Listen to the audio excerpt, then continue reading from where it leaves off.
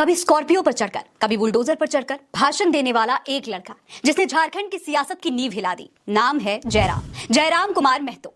झारखंड के लोगों के बीच में उसे युवा टाइगर के नाम से जाना जाता है।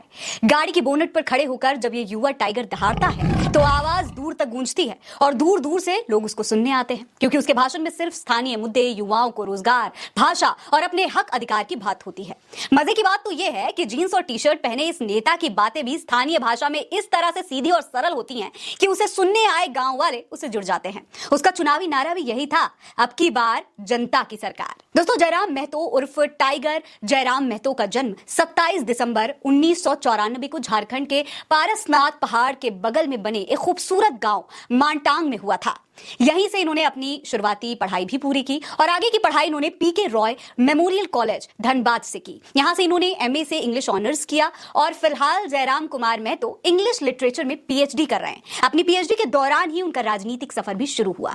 दोस्तों, एक युवा नेता के तौर पर वो तब उभरे जब झारखंड सरकार ने दिसंबर 2021 को एक अधिसूचना जारी करके राज्य के 11 जिलों में राज्य स्तरीय एग्जाम के लिए झारखंड की बाहरी भाषाओं जैसे कि भोजपुरी, मगही और अंगिका को क्षेत्रीय भाषाओं की सूची में डाल दिया। दोस्तों, इस अधिसूचना के बाद झारखंड में एक बड़ा भाषण आंदोलन शुरू हो गया, जिसमें पूरे प्रदेश के युवाओं ने आंदोलन किया। और दोस्तों, इन आंदोलन का नेतृत्व करने वाला कोई और नहीं बल्कि जयराम कुमार महतो ही था।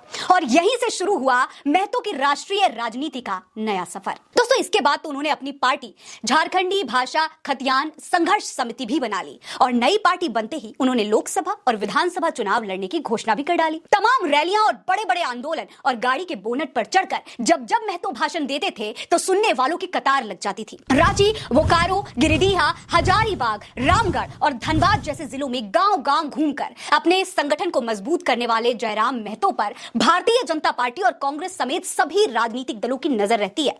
कहते हैं, झारखंड में महतो की बढ़ती लोकप्रियता से अगर किसी को सबसे ज्यादा डर लगता है तो वो है भारतीय जनता पार्टी।